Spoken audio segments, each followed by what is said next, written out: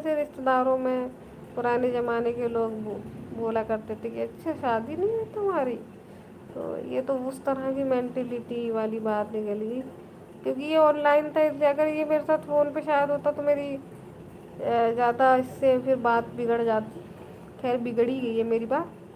मुझे लगा ये दोस्त बनाने लायक है तो दोस्त, फ़ोन और फ्रेंड तो एक्चुअली आप लाइफ में सबसे लड़ाई करके नहीं रह सकते ना, और अकेले भी नहीं रह सकते। हम जंगल में नहीं रहते हैं कि हम अकेले रहें, दोस्त बनते रहते हैं लोगों के।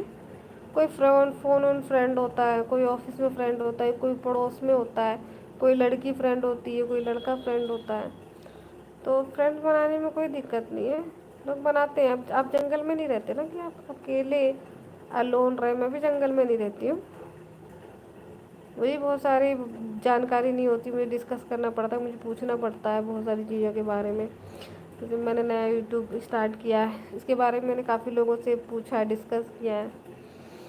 बहुत सारी चीज़ें मैंने यूट्यूब पे देखी हैं, सीखी हैं। तो वो एक चीज़ होती है। बाकी मैं बता रही हूँ कि मेंटलिटी जो होती है ना एक परवरिश की, वो जल्दी से लोगों की ठीक नहीं होती। ये एक मेंटलिटी वाला ही प्रॉब्लम है, जो खुद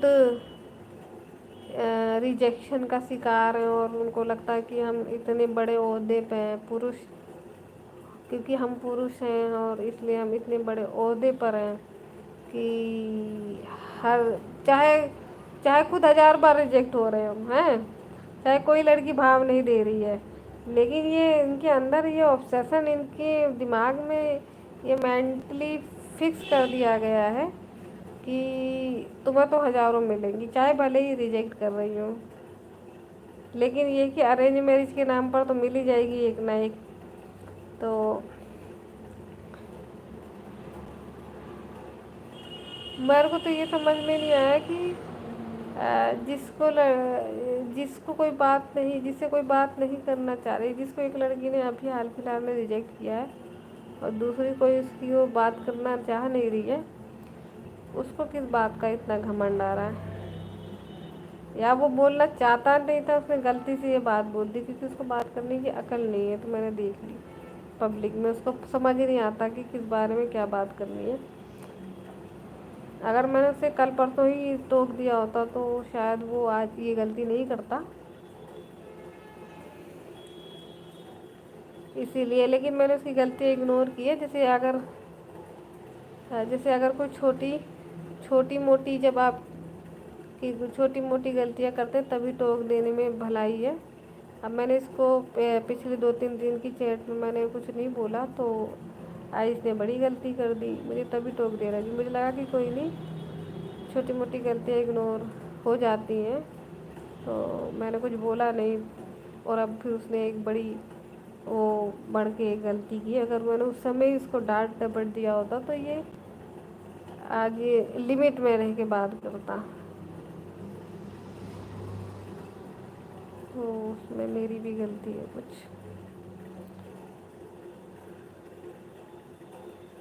चले बाकी सब ठीक है। अब तो यहाँ पर आते हैं हल्की फुल्की बातें करने के लिए ऐसी, और बड़ा अच्छा लगता है जब हम लोग बातचीत करते हैं 4-5 लोग मिलके, और बहुत सारे लोग जॉइंट होते हैं, हेलो हाय होती है, अलग अलग सिटी से, अलग अलग जगह से, कुछ तो इंडोनेशिया से। अब मैं दिन में जब 4-5 बजे ऑनलाइन होती है तो कुछ लोग इंडोनेशिया वगैरह से भी ऑनलाइन होते हैं। तो इंडोनेशिया से या ईरान से या और कंट्री से जब ऑनलाइन होते हैं, हाय हेलो होती है, अच्छा लगता है नए नए लोगों से बातचीत करने में। तो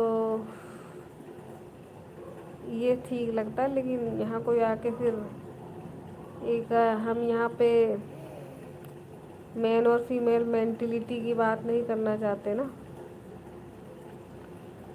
तो ये वाली बात होती है। हम उस चीज़ पर डिस्कशन करना एक अलग डिबेट में आ जाता। अगर कहो चो ना ओले छो जाओ छो जाओ छो जाओ, तो ये एक चीज़ होती है कि हम लोग तो यहाँ बहुत हल्की फुल्की बातें मस्ती मजाक करने आते हैं, और फिर कोई सीरियस टॉपिक आ जाए तो दिक्कत होती है।